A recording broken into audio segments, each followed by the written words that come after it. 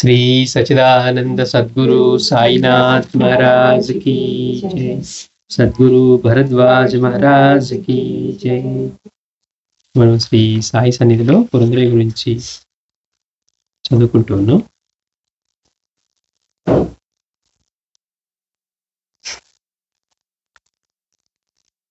పురంధరయ్య పట్ల, ఆయన కుటుంబం పట్ల బాబా ఎంతటి ప్రేమ చూపించారు చూస్తే మనకు ఆశ్చర్యం కలుగుతుంది.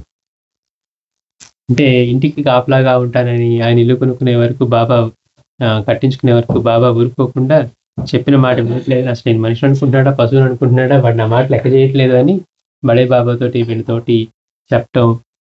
పైగా చూడండి, అసలు ఈ బాబా గోలు పడలేక ఇల్లు కట్టుకోవడం కోసం అతను అప్పట్లో దూరంగా ఉన్న బాంద్రాలో స్థలం కొనుక్కొని అప్పు చేసి ఏదో అలా కడితే ఆ గోడలు కూడా అప్పుడే బీట్లు వారిపోయాడు కొత్త ఇంటికి. పైగా మరి తన భార్య చిన్నది, తను పనికి వెళ్ళినప్పుడు ఒకతే ఉంటుంది బిడ్డతో అనుకున్నప్పుడు బాబా అన్నారట, నీకేం భయం లేదు, నీ ఇంటికి నేను కాపలా ఉంటాను అన్నారు. కాపలా ఉంటానని చూడటమే కాకుండా తర్వాత మళ్ళీ ఆవిడకి బాగోన్నప్పుడు కూడా బాబా మళ్ళీ ఆ దగ్గరలో కనపడి ఊది ఇచ్చి ఆ పురంధరయ్య భార్యకి ఇవ్వమని చెప్పడం. అంటే గురువు యొక్క అనుగ్రహం, రక్షణ ఉంటే జీవితం ఎట్లా ఉంటుందో ఆశ్చర్యం కలుగుతుంది. ఎంత సంపద ఉన్న వాళ్ళకైనా అలాంటి అనుగ్రహం కలిగిందా? పురంధరయ్యకి అంత ప్రత్యేకమైన అనుగ్రహం ఎలా కలుగుతూ ఉంది?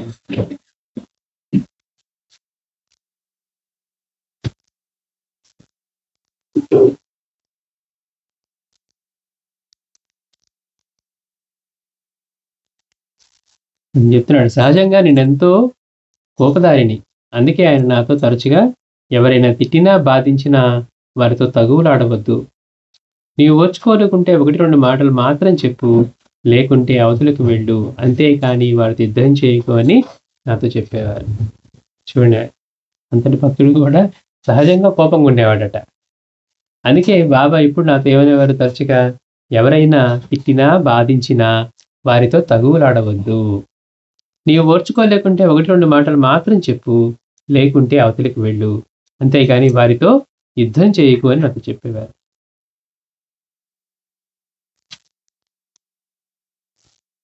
నీవే ఇతరులతో తగువులాడితే నాకెంతో జుగుప్స కలుగుతుంది అనేవారు. చూడండి, అంతటి రక్షణ లభిస్తూ ఉంది, అంతటి ప్రేమను చూపిస్తూ ఉన్నారు. కానీ ప్రవర్తన పట్ల కూడా మళ్ళీ ఎంత ఇదిగా ఉన్నారు బాబా. నువ్వు కనుక ఎవరితోనైనా తగువులాడినా యుద్ధం చేసినా కానీ నాకు జుగుప్స కలుగుతుంది అన్నారు. బాబా మహాసమాచంద్రానికి 12 లేక 15 రోజుల ముందు నన్ను, కాకా దీక్షిత్ను బొంబాయి వెళ్ళమని తరిమి వేశారు. దీక్షిత్లను ఇతన్ని ఇంకా 15 రోజుల్లో బాబా సమాధి 2 వారాల ముందు సమాధి అవుతారనగా బాబా వాళ్ళని బొంబాయి తరిమి వేశారట. నేను ముందు వెళ్తాను, మీరు తర్వాత వస్తారు అన్నారు. మసీదులో మాకు సెలవిస్తూ, నా సమాధి మాట్లాడుతుంది, నా నామం పలుకుతుంది, నా మట్టి సమాధానం ఇస్తుంది అని చెప్పి మమ్మల్ని వెంటనే బయలుదేరమన్నారు. అప్పుడు వారికి ఎట్టి సుస్థి లేనందున ఆయన సమాధి చెందుతారని మేము ఊహించలేదు. ఆయన బాగా ముందుగానే చెప్తూ ఉన్నారు. చెప్పినప్పటికీ కూడా ఆ చెప్పేటప్పుడు ఆయనకి ఇంకా ఆరోగ్యం క్షీణించలా, నార్మల్గానే ఉన్నారు. ఒక్కసారిగా స్టార్ట్ అయిన తర్వాత అది రోజు రోజుకు అది పెరుగుతూ అట్లా అయింది. కానీ బాబా వీళ్ళకి చెప్తున్నప్పుడు ఏమంటున్నారు, నేను ముందు వెళ్తాను, మీరు తర్వాత వస్తారు అని చెప్తూ ఉన్నారు. పైగా సెలవిస్తూ అన్నారట, నా సమాధి మాట్లాడుతుంది, నా నామం పలుకుతుంది, నా మట్టి సమాధానం ఇస్తుంది అని చెప్పి మమ్మల్ని వెంటనే బయలుదేరమన్నారు. బాబా నార్మల్గానే ఉన్నారు కదా, ఏం అనారోగ్యం లేదు కదా, కనుక బాబా సమాధి చెందిపోతూ ఉన్నారు, ఆయన చెప్తూ ఉన్నారని వీళ్ళకి అనిపించలేదు, ఊహించలేదట. మహాసమాధి తర్వాత కూడా బాబా నాకు దర్శనమిచ్చి నన్ను షిరిడీలో ఉండి సంస్థానం పనులు చూడమని చెప్తూ ఉండేవారు. చూడండి, ఎంత సమాధి తర్వాత కూడా బాబా దర్శనం ఇచ్చి షిరిడీలో ఉండి సంస్థానం పనులు చూడమని చెప్తూ ఉండేవారు. నేనేం చేయాలో, ఏం చేస్తున్నానో ప్రతిదీ భారీ ఆధీనంలో ఉన్నదని తోస్తూ ఉండేది. ప్రతి ఒక్కటి బాబా ఆధీనంలో ఉంది. నేనేం చేయాలి, ఏం చేస్తూ ఉన్నది కూడా ఆయన ఆధీనంలో ఉన్నదని తోస్తుండేది. కాకా దీక్షిత్కు సహకరించమని నాతో సహకరించమని కాకాకు చెప్పారు. ఇది సమాధి అనంతరం బాబా కనపడి చెప్తూ ఉండేవారట, నువ్వు వెళ్ళి షిరిడీలో ఉండి సంస్థానానికి పనిచేస్తూ ఉండు అని. అంతేకాకుండా నువ్వు కాకా దీక్షిత్తో సహకరించు, అలాగే కాకా దీక్షిత్కు కూడా నువ్వు పురంధరయ్యతో సహకరించమని చెప్తూ ఉండేవారట. మేమిద్దరము ఆత్మీయులుగా పనిచేశాం. ఆ ప్రకారమే రఘువీర పురంధరే బాబా సంస్థానానికి ఉపకోశాధికారిగా పనిచేశాడు. అంటే పురందరేకు సాయితో గల చనువుకు ఒక చక్కని ఉదాహరణ. ఒకప్పుడు హార్దా గ్రామం నుండి ఎవరో భక్తులు శ్రీ సాయిబాబాకు ఒక పల్లకీ చేయించి పంపించారు. హార్దా గ్రామం నుండి ఎవరో భక్తులు శ్రీ సాయిబాబాకు ఒక పల్లకీ చేయించి పంపించారు. ఆ పల్లకీని భద్రంగా ఒక చెక్కపెట్టెలో పార్సల్‌గా బిగించి పంపించారు. అంటే దాన్ని జాగ్రత్తగా పార్సెల్ చేసి బాబాకు పంపించారు. భక్తులు ఆ పెట్టెను ద్వారకామాయి ముంగిట బాబా కూర్చున్న పెద్ద రాయికి, తులసి బృందావనానికి మధ్య పెట్టారు. ఇప్పుడు గనక మనం చూస్తే షిరిడీలో ఇటు తులసి బృందావనం ఉంటుంది. ఇటు పక్కన రాయి ఉంటుందన్నమాట. బాబా కూర్చున్న రాయి. దానికి మధ్యలో పెట్టారట. భక్తులు దానిని తెరవాలని ఎన్నో సార్లు ప్రయత్నించినా గానీ సాయి అనుమతించలేదు. సుమారు 2-3 మాసాలు అది అలానే ఉండిపోయింది. ఒకరోజు సాయికి భక్తులలో ఒకరైన పురందరే చొరవ తీసుకొని ఇలా అన్నారు. బాబా, నేను ఈరోజు ఈ పార్సెల్ విప్పి పల్లకీని బయటికి తీసి పువ్వులతో అలంకరిస్తాను అన్నారు. అంటే పంపించి 2-3 నెలలైనా కానీ దాన్ని ఓపెన్ చేయనివ్వట్లేదట బాబా. అది మసీదులోనే పెట్టారు. ఒకరోజు ఇక పురందరే అడుగుతున్నాడు బాబాని, బాబా, నేను ఈరోజు ఈ పార్సెల్ని విప్పి పల్లకీని బయటికి తీసి పువ్వులతో అలంకరిస్తాను. ఈరోజు చావుడు ఉత్సవంలో మిమ్మల్ని ఈ పల్లకీలో ఊరేగించి తీసుకుపోతాము అన్నాడు. సాయి సుతరము ఒప్పుకోలేదు. బాబా ఒప్పుకోలేదు. అంటే అందులో ఊరేగింపుగా తీసుకువెళ్తామంటే. కానీ పురందరే ఆయన అభ్యంతరాన్ని కూడా పట్టించుకొనక దాన్ని విప్పతీయడానికి ఉపక్రమించాడు. బాబా అనుమతి ఇవ్వకపోయినా కానీ బాబా దగ్గర ఉన్న చనువు వల్ల ఇతను దాన్ని ఆ పార్సెల్ విప్పడానికి ఉపక్రమించాట. బాబా 2-3 సార్లు అతన్ని గద్దించారు. అయినా అతడు వినిపించుకొనకపోయేసరికే ఆయన పట్టరాని కోపంతో అతన్ని తిడుతూ, చంపేస్తారని బెదిరిస్తూ చేతిలో సట్కా పట్టుకొని అతని మీదకి పరిగెత్తారు. బాబా చెప్తున్నా వినిపించుకోవాలా. అప్పుడు దాకా అవన్నీ తీనివ్వలా. ఇతను కూడా వచ్చి అడిగాడు కానీ బాబా ఒప్పుకోకపోయినప్పటికి కూడా ఇతను బాబా ఇలానే అంటారులే అని చెప్పి తీసి మొదలు పెట్టాడట. మొదటిసరికి బాబా ఒకసారిగా నిన్ను కోపంగా తిడుతూ చంపేస్తారని బెదిరిస్తూ చేతిలో సట్కా పట్టుకొని అతని మీదకి పరిగెత్తారు. ఆయనలోని ఆవేశం చూసిన భక్తులు భయప్రాంతంతో పారిపోయారు. బాబా ఒక్కసారిగా అలా మీదకి వచ్చేసరికి వీళ్ళందరూ చుట్టూ ఉన్న వాళ్ళందరూ పారిపోయారట. పురందరే మాత్రం అదేం పట్టించుకోకుండా తాను తలపెట్టిన పనికి ఉపక్రమించాడు. నెమ్మదిగా పార్సెల్ విప్పాడు. పల్లకీని విప్పి పూలతో అలంకరించాడు. అంతవరకు ఎంతగానో కేకలేస్తున్న బాబా అతడు వినడని నిర్ణయించుకొని శాంతపడ్డారు. అప్పుడు దాకా చంపేస్తానని బెదిరిస్తూ ఉన్నారు. సట్కా తీసుకొని మీదకెళ్తా కానీ అతనేం కొట్టలేదు.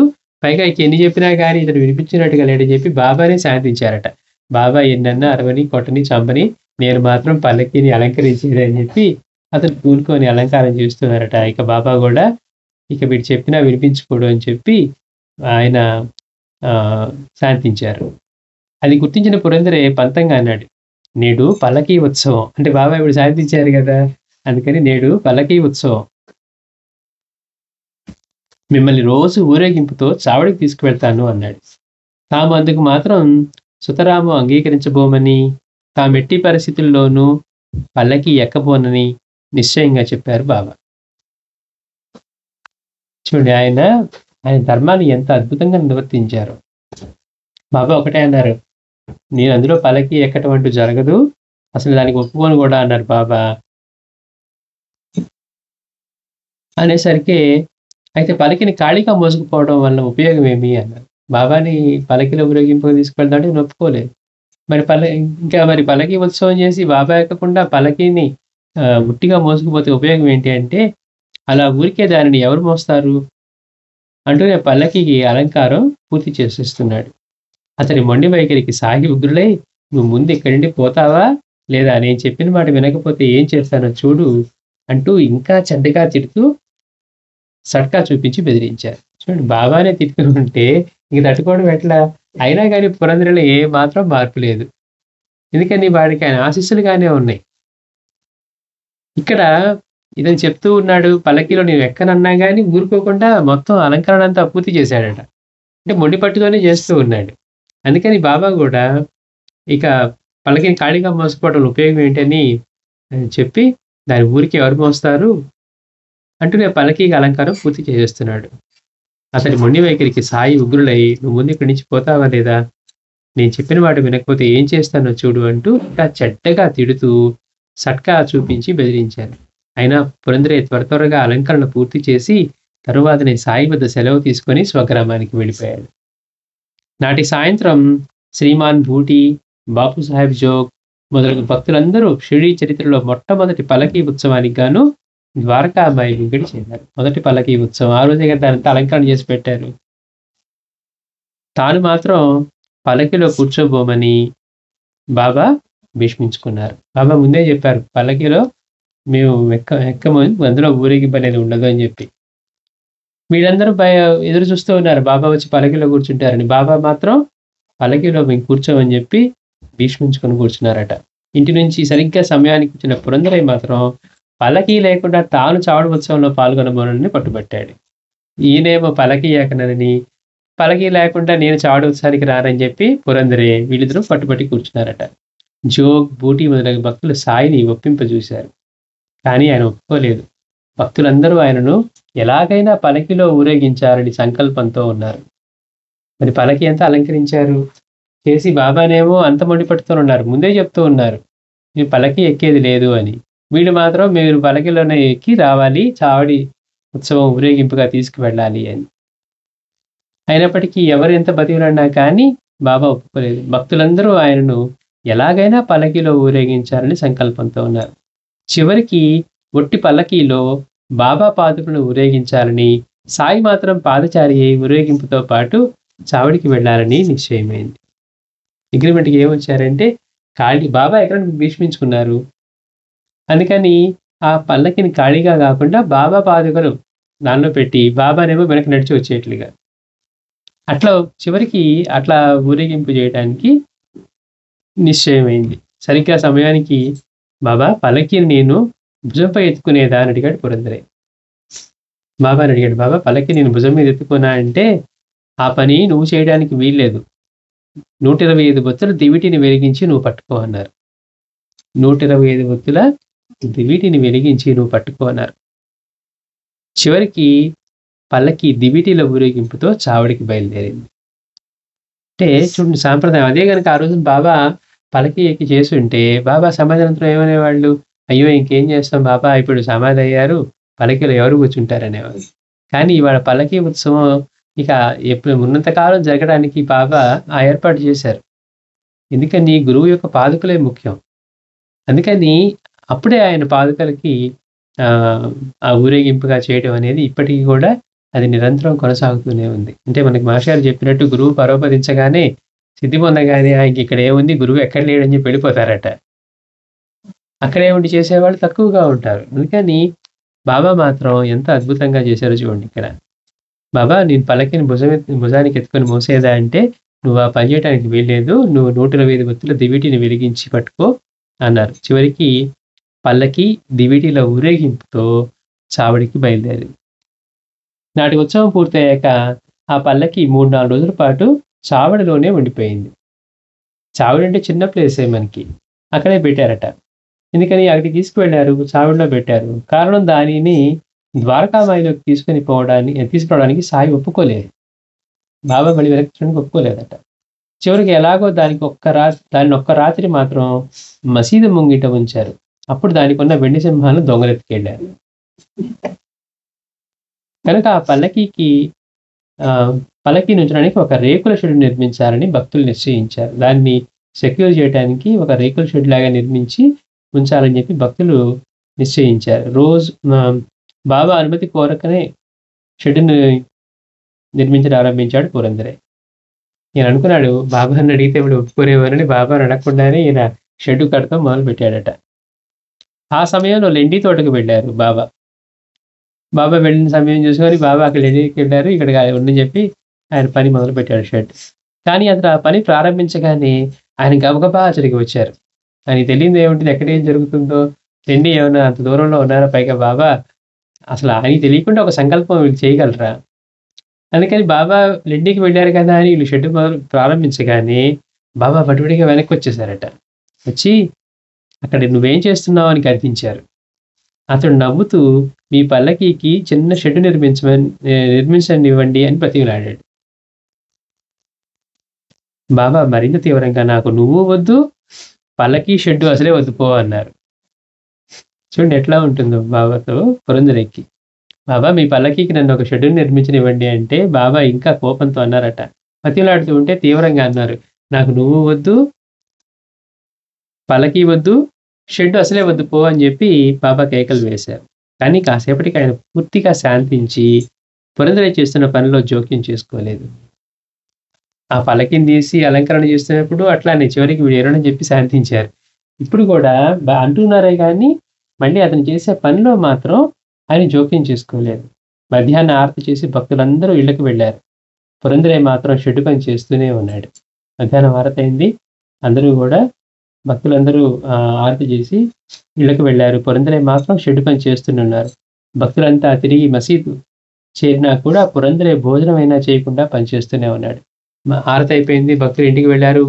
భోజనం చేసి మళ్ళీ వెనక్కి వచ్చారు. ఈయన మాత్రం భోజనానికి కూడా వెళ్లకుండా మళ్ళీ భక్తులు తిరిగి వచ్చినా గానీ అక్కడే ఉండి ఆ పని ఎట్లయినా ముగించాలని చెప్పి ఆ షెడ్ నిర్మాణం చేస్తూనే ఉన్నాడట.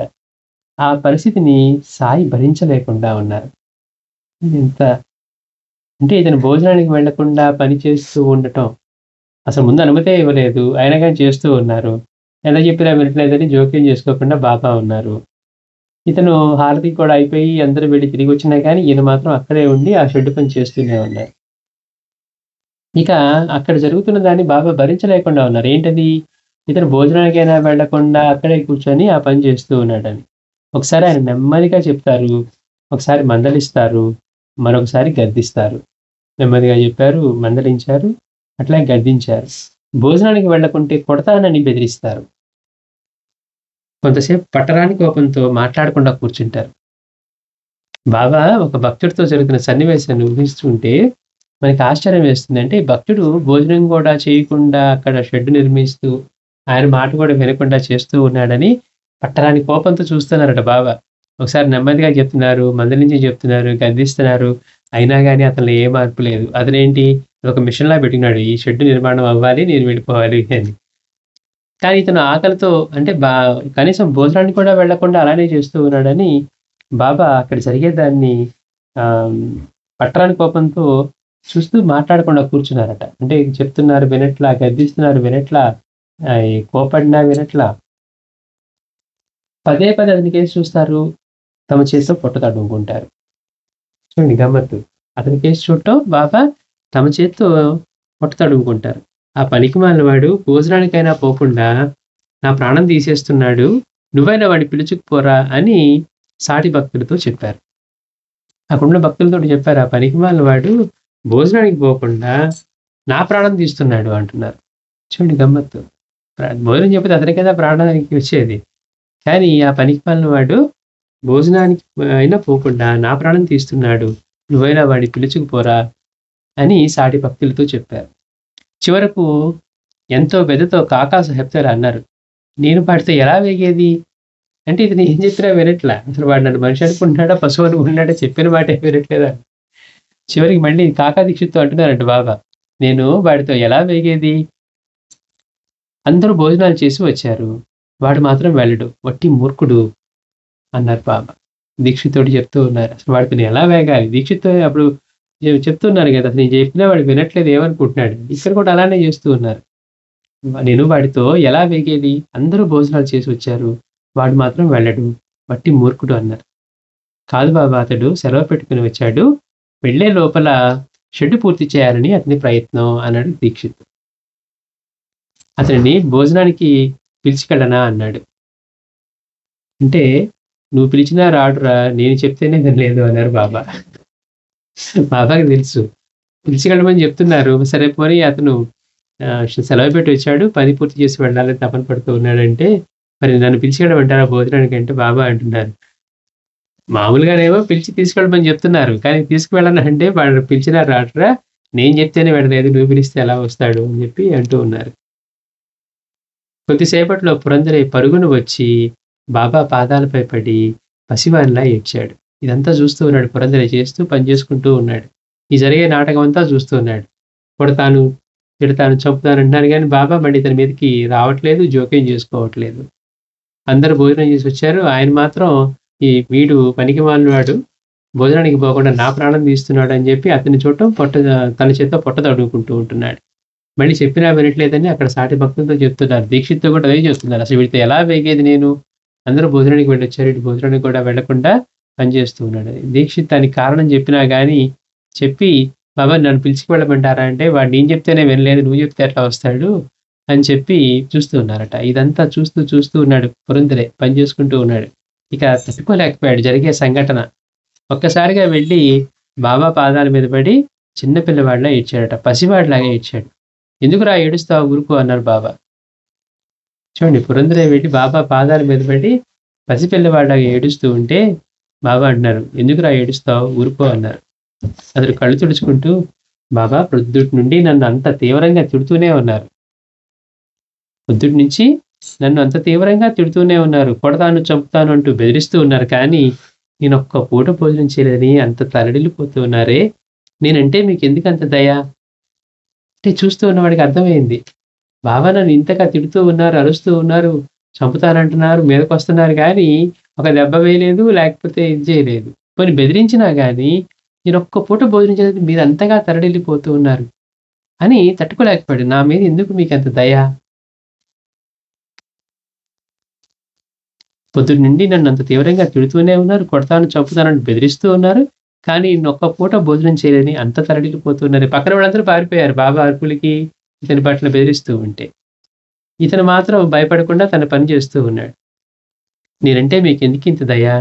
మీ వలె మీ వలె నన్ను కనిపెట్టి ఉండేవారు ఎవరున్నారు? అన్నాడు. బాబా మీకెందుకింత దయ నా మీద? మీ వలె నన్ను కనిపెట్టుకొని ఉండేవారు ఎవరున్నారు? అని ఎక్కి ఎక్కి ఏడుస్తూ ఉన్నాడట. "నోర్మై వెళ్ళి భోజనం చెయ్యి. నా ప్రేగులు ఆకలితో మాడిపోతున్నాయి" అన్నారు. అప్పుడు కూడా భోజనమే మళ్ళీ. మధ్యాహ్నం భోజనం చేయలేదని చెప్పి బాబా అంటున్నారు, "నోర్మై వెళ్ళి భోజనం చెయ్యి. ఆకలితో నా ప్రేగులు మాడిపోతున్నాయన్నారు." 2 అడుగులు వేసి పురందరే మళ్ళీ వెనక్కి తిరిగి, నేను వెళ్ళగానే మీరు ఇవన్నీ పీకేస్తారు" అన్నారు. అంటే బాబా అనుమతి ఇవ్వలేదు కదా షెడ్‌కి. ఇతనికి భయం. ఒకవేళ నేను గనక భోజనానికి వెళ్తే ఆ షెడ్ మొత్తం పీకి పక్కన వేస్తారండి. ఎందుకంటే బాబా యొక్క శక్తి చూసున్నారు. నలుగురు కలిసి పీకలేని స్తంభాన్ని గూడా ఆయన తీసి పక్కన ఒక చేత్తో విసిరేశారట. అంత బలంగా నాటిన వాటిని గూడా. అందుకని ఎక్కడ ఇవన్నీ మళ్ళీ ఇప్పటిదాకా చేసిందంతా తీసేస్తారు అని, "బాబా నేను వెళ్ళను. వెళ్తే మీరిదంతా తీసేస్తారు" అని.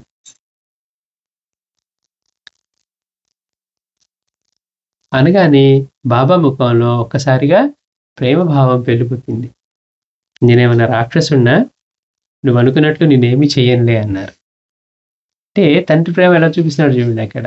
మళ్ళీ బాబా వెంటనే ఇతని మాటలు విని, "బాబా నేను వెళ్ళను. వెళ్తే మీరంతా పీకేస్తారంటే" ఒక్కసారిగా బాబా ముఖంలో మళ్ళీ ఆయనలో అంతగా ప్రేమభావం పెల్లుబికిందట. "నేనేమన్నా రాక్షసుడినా? నువ్వనుకున్నట్లు నేనేమి చేయనులే" అన్నారు బాబా. "ఎంతైనా నువ్వు నా బిడ్డవు కదా" అన్నారు. అంటే అంత తండ్రి ప్రేమ చూపిస్తున్నారు. "ఎంతైనా నువ్వు నా బిడ్డవు గదా! అందుకని నేనలా ఏం చేయనులే" అన్నారు. పురందరే భోంచేసి వచ్చి సాయంత్రానికి షెడ్డుకు ఒక తలుపు గూడా బిగించాడు. షెడ్డుకి ఒక తలుపు. ఇంకొక తలుపు బిగించవలసి ఉంది. 2 తలుపులకి ఒకటే బిగించాడు. ఇంకో తలుపు బిగించవలసి ఉంది. అతడు పల్లకీని ఆ గదిలో పెట్టి సాయి పాదాలకు ప్రణమిల్లి, "బాబా నా సెలవైపోయింది. ఇంకా ఒక్క తలుపు మాత్రమే బిగించాలి. తాత్యా పాటిల్ ఆ కాస్త పూర్తి చేసి పెడతాడు" అన్నారు. "బాబా నేను లేట్ అయిపోయింది. సెలవైపోయింది. వెళ్ళిపోవాలి. ఒక తలుపే బిగించాను. రెండో తలుపు తాత్యా పాటిల్ బిగిస్తాడని" చెప్పి బాబా పాదాలకి నమస్కరించి చెప్తూ ఉన్నాడట. చెప్తూ ఉంటే బాబా అంటున్నారు, "ఆ సంగతి రేపు ఆలోచిస్తానులే గానీ, నువ్వు పోయి విశ్రాంతి తీసుకో" అన్నారు బాబా. పురందరే మర్నాడు ఉదయమే కాకడారతి పూర్తి కాగానే వెళ్ళిపోవడానికి సాయిని సెలవు కోరాడు. అంటే బాబా అనుమతి లేకుండా ఎవరు వెళ్ళేవాడు కాదు. బాబా దగ్గర ఎంత అర్జెంట్ పనున్నా సరే, బాబా దగ్గర అనుమతి లభిస్తేనే వెళ్ళాలి. వెళ్ళకుండా వెళ్ళిన వాడి పరిస్థితి ఎలా ఉండేదో తెలుసుకున్నాం. అందుకని అక్కడ సాంప్రదాయం ఏంటి? బాబా అనుమతిస్తేనే వెళ్ళాలి. అంతగా తపన పడినటువంటి కపార్తె కూడా బాబా అనుమతి ఇవ్వలేదని అట్లానే కొట్టుకొని రోజు అడిగిస్తూ ఉన్నాడే గానీ, ధైర్యం చేసి దాటి వెళ్ళిందే లేదు. అందుకని ఇక్కడ కూడా తర్వాత రోజొచ్చి కాకడి హారతి అయిన తర్వాత బాబాని ప్రార్థిస్తే సెలవు కోరాడట. కోరితే బాబా అన్నారు, "నీ పని పూర్తి చేసి వెళ్ళు. మనం పూనుకున్న పని మనమే పూర్తి చేయాలి" అన్నారు. అంటే ఒక తలుపు బిగించాలి, ఇంకో తలుపు బిగించాలి. ఆ రెండో తలుపు తాతయ్య పాటికి చెప్పెళ్తానంటే బాబా చెప్తున్నారు, "నీ పని పూర్తి చేసి వెళ్ళు. మనం పూనుకున్న పని మనమే పూర్తి చేయాలి. ఇంకొకళ్ళకెప్పుడు అప్పగించకూడదు. వీలైనంత తరచుగా షిరిడీ వస్తూ ఉండాలి" అన్నారు. చూడండి, ఒకసారి వస్తూ ఉంటేనేమో ఏమన్నారు, "ఏ పని పాటలేదు ఊరికే వస్తూ ఉన్నావు షిరిడీ. నువ్వెక్కడుంటే అక్కడే ఉన్నాను" అన్నారు. అంటే అప్పుడు అతను రాకుండా చేసి, అతని ఆఫీస్‌లో జరిగేదానికి ఇతను కారణం కాకుండా చేయటానికి బాబా అలా చేశారు. ఇక్కడ మాత్రం మళ్ళీ ఏం చెప్తున్నారు, తరచుగా షిరిడీ వస్తూ ఉండాలి అన్నారు. అంటే మీరు రమ్మన్నప్పుడు వస్తాను, పొమ్మని ఆదేశించినప్పుడు వెళ్తాము అన్నాడు. మీరు తరచుగా షిరిడీ వస్తూ ఉండాలంటే, బాబా మీరు రమ్మని ఆహ్, పిలిచినప్పుడు వస్తాము. మీరు పొమ్మని ఆదేశించినప్పుడు వెళ్తాము అన్నాడతను. నేనందరినీ ఎంతో తరచుగా షిరిడీ పిలుస్తూ ఉంటాను. కానీ పిలిచినప్పుడల్లా రావడానికి అందరూ సిద్ధంగా ఉండరు అన్నారు. బాబా అంటున్నారు, నేనందరిని షిరిడీ పిలుస్తాను తరచుగానే, కానీ నేను పిలిచినప్పుడల్లా రావడానికి అందరూ సిద్ధంగా ఉండరు అన్నారు. నువ్వెళ్ళి నీ పని పూర్తి చెయ్యి. రేపు ప్రొద్దున ఆరతయ్యాక వెళ్దువు గాని అన్నారు. అంటే ఆ రోజు అతను వెళ్ళవలసి ఉన్నా గానీ, బాబా అతనికి సెలవివ్వక, మనం ఏదైనా ఒక పనిని పూనుకుంటే మనమే పూర్తి చేయాలి కానీ, వేరే వాళ్ళకి అప్పగించకూడదు ఆ పని అని చెప్పి బాబా అతనికి చెప్పి, తరచుగా షిరిడీ వస్తూ ఉండు అన్నారట. వస్తూ ఉంటే, బాబా మీరు పిలిచినప్పుడు వస్తాము, మీరు వెళ్ళమన్నప్పుడు వెళ్తాము అంటే, దానికి ఆయన అంటున్నారు, నేనెప్పుడూ అందరిని తరచుగా పిలుస్తూనే ఉంటాను. కానీ పిలిచినా గానీ రావడానికి వాళ్ళు సిద్ధంగా ఉండరు అని. అన్నప్పుడు నువ్వు వెళ్ళి నీ పని పూర్తి చేసి రేపు ఉదయం వెళ్ళగలే వెళ్ళు అని చెప్పి అతనికి చెప్పారట. పురందరే అలానే చేశాడు. మర్నాడు అతనికి సాయి సెలవిస్తూ, "ఒకరోజు తర్వాత ఇక్కడికి రావడం మరవద్దు" అన్నారు. చూడండి, మళ్ళీ పంపిస్తున్నాను మళ్ళీ అని పిలుస్తూ ఉన్నారు. ఒకరోజు తర్వాత మళ్ళీ ఇక్కడికి రావడం మరవద్దు అన్నారు. నేడు ద్వారకామాయిలో రథాన్ని ఉంచుతున్న గది ఆనాడు పురందరే నిర్మించిందే. అంటే నిజంగా ఎంత తండ్రి ప్రేమ చూపిస్తూ ఉన్నారో బాబా. "నువ్వెంతైనా నా బిడ్డవే గదా!" అంటూ ఉన్నారు. "బాబా నేను పక్కకెళ్తే ఇప్పుడు దాకా కట్టింది మొత్తం పీకేస్తారు" అంటే, "నేనేమన్నా రాక్షసుడినా? అలా నువ్వనుకున్నట్టుగా ఏం చేయనులే" అంటూ ఉన్నారు. అని, "నువ్వెంతైనా నా బిడ్డవు గదా!" అన్నారు. కానీ పురందరయ్య అధ్యాయం అద్భుతం అండి. అసలు నిజంగా ఎంత అదృష్టవంతుడో. అంటే ఆర్థికంగా నిజంగా ఇబ్బందులు పడినప్పటికీ అతను బాబా ప్రేమను మాత్రం సంపూర్ణంగా పొందినట్టుగా కనపడుతుంది. అంత బిడ్డగా స్వీకరించి, నీ ఇంటికి ఇల్లు ఏర్పాటు చేయించి, నీ ఇంటికి నేను కాపలా ఉంటానంటూ, ప్రతి చోట అవసరమైన చోటల్లో ఆయన ఆదుకుంటూ, నువ్వు తరచుగా షిరిడీ వస్తూ ఉండాలని, పైగా వాటికి లెటర్ రాయమనేవారట రమ్మని. మళ్ళీ అక్కడే సంకల్పం కలిగించేవారు. ఈ లేఖ వెళ్ళడానికి ముందే ఆయన వచ్చేసేవాడట. నీ గురించి నేను అనుకుంటూ ఉన్నాను అని. అది కదా జీవితం. ఒక సద్గురువు పరిపూర్ణ దత్తస్వామి అవతరించి, ఆయన్ని తన బిడ్డని చెప్పి మరీ అంత ప్రేమగా చూడటం అనేది మన ఊహకు కూడా అందదనమాట. మళ్ళీ వచ్చేవారం హరివినాయక్ సాటే. శ్రీ సచిదానంద సద్గురు సాయినాథ్ మహారాజ్ కీ జై.